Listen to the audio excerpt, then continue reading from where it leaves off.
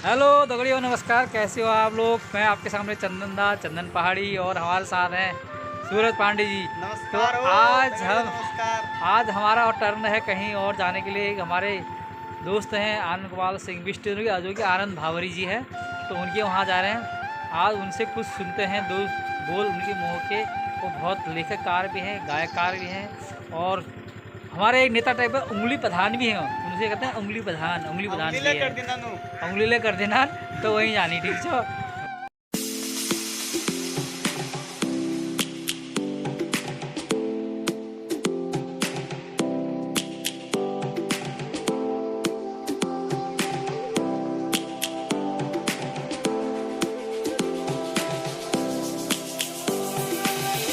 Lions roaring in the morning sun, searching ये मैंने आपको बताया था कि आज हम दोनों लोग, सूरज और मैं, जा रहे हैं अपने आनंदा भावरी के पास। तो हम पहुंच गए हैं।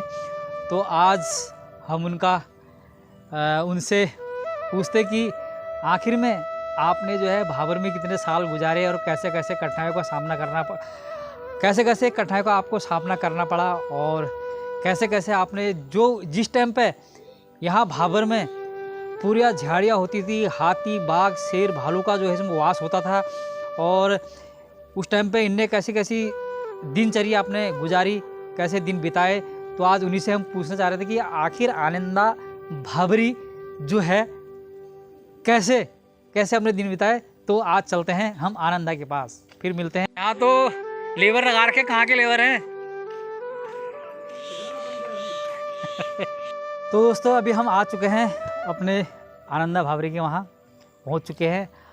आज इनसे मिलके बहुत खुशी हुई, और हमने सोचा कि बहुत टाइम हो गए, मिल भी नहीं पाया, क्योंकि हम बहुत बचपन से ही साथ रह चुके हैं, बचपन से ही खेले हैं, खाए हैं, बड़े हो चुके हैं। आज ये सरकारी महकमे में अपना कार्यरत है, और अभी तो बड़े बड़े अवार्ड से ये सम्मानित हैं। तो मैं इनसे पूछना चाहता हूँ कि कुछ हमारे व्यूअर को लिए कुछ बताए और कुछ एक ज्ञान का संदेश दें। बहुत दिनों बाद आना हुआ आपका, और अच्छा लगा कि आप आजकल ब्लॉग बना रहे हैं चंदनदा पहाड़ी के नाम से, और इत्तेफाक देखिए कि मैं भी बना रहा हूँ। चलो, बड़ी खुशी की बात है आनंदा भावरी के नाम से। हाँ, आनंदा, इसीलिए तो हमने यार हम पहुँचे, उनका भाई साहब से मिल के आता करके। तो मैं सबसे पहले आप सभी व्यूवर से कहना चाहूँगा कि चंदनदा पहाड़ी को लाइक करें, शेयर करें, सब्सक्राइब करें, और कमेंट करके बताएं कि कैसा लग रहा है, ताकि हमारे चंदन भाई आपके लिए और अच्छी से अच्छी वीडियो बना सकें। और मेरा भी अपने व्यूवर, जितने भी अपने दोस्त हैं, सहपाठी हैं, सबसे मैं ये गुजारिश करूँगा कि हमारे आनंदा भावरी को भी लाइक करें, सब्सक्राइब करें। तो दोस्तों, इसी तरह से यार हमें आपको अच्छा कंटेंट दिखाएं, तो प्लीज़ आपका सहयोग दोगे तब आगे हम बढ़ पाएंगे। जब बगैर आपके सहयोग से कुछ नहीं होता, क्यों होता दी? बिल्कुल सही बात है। चंदन भाई ने पूछा कि मैं यहाँ कब आया और मैंने क्या क्या किया, तो मैं संक्षेप में बता दूं, क्योंकि विस्तार से जाने में तो समय आपका भी ख़राब होगा और मेरा भी, और आज की दौड़ती भागती ज़िंदगी में समय किसी के पास नहीं है, और इतना लंबा वीडियो कोई देखना भी नहीं चाहता है। तो संक्षेप में मैं ये कहना चाहूँगा कि हमारे पिताजी स्वर्गीय नारायण सिंह बिष्ट सन 1958 में लगभग आ गए थे, और वो संचार मंत्रालय दिल्ली में कार्यरत थे, और हम 3 भाई बहन हैं।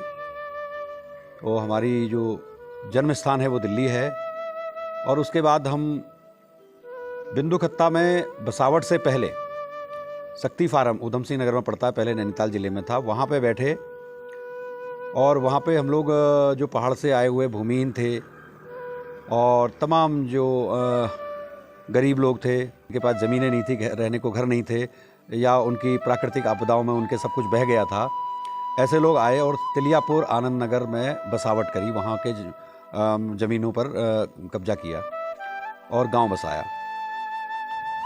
तो ये बात आज मैं इसलिए कह रहा हूँ, ये आज के परिप्रेक्ष्य में ये कहना ज़्यादा चाहूँगा कि जो हम लोग आज 21वीं 22वीं सदी की ओर जा रहे हैं, टेक्नोलॉजी की ओर बढ़ रहे हैं, वहाँ पे जातिवाद और धर्म और मनुष्य के प्रति घृणा जो है, वो अचानक बढ़ सी गई है। और विशेष रूप से मैं युवा पीढ़ी में देख रहा हूँ कि ये बदलाव तेज़ी से आ रहा है, जो कि देश को दिशा भ्रमित करेगा और आपको भी दिशा भ्रमित करेगा और देश के लिए हानिकारक होगा। और देश का हमें वास्तविक विकास करना है तो हमें जाति और धर्म से ऊपर उठकर मानवतावादी सोच को लाना होगा और युवा पीढ़ी को इसकी जिम्मेदारी का निर्वहन करना होगा।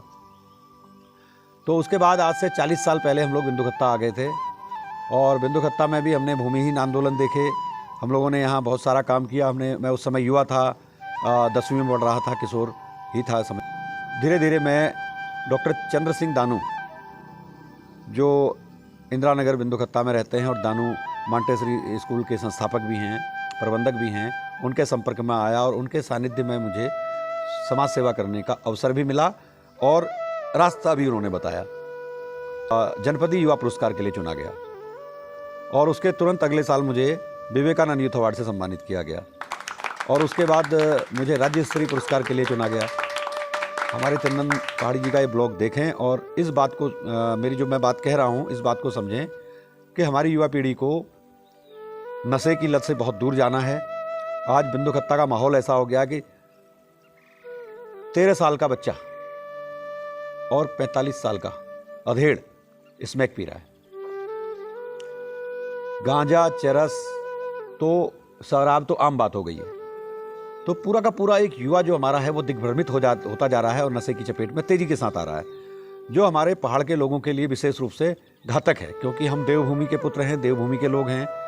और आज जो हम भाबर का माहौल देख रहे हैं, और मैं भाबर के परिप्रेक्ष्य में कहना चाहूँगा कि जो पहाड़ के लोग हम लोग आए थे वो बड़े सीधे साधे लोग थे, बड़े धार्मिक प्रवृत्ति के लोग थे, ईश्वर से डरने वाले लोग थे।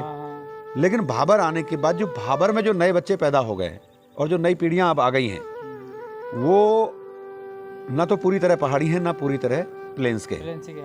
तो वो दोहरी संस्कृति को जीने लगे हैं। बहुत सारी चीज़ों में बदलाव आया है और यहाँ तक कि मेले, तीज, त्योहारों में इसमें भी बदलाव आ गया है, कई उत्सवों में बदलाव आ गया है।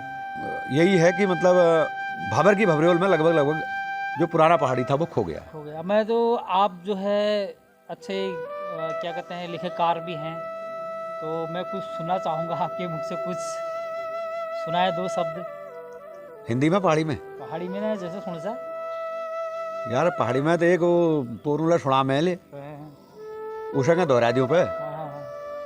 तो एक हंसता हुआ, फड़फड़ाता हुआ, हंसाने के लिए, गुदगुदाने के लिए एक शेर है कि जाता हूँ जंगल निकालता हूँ मौ और जानम तेरी याद में खा जाता हूँ दो।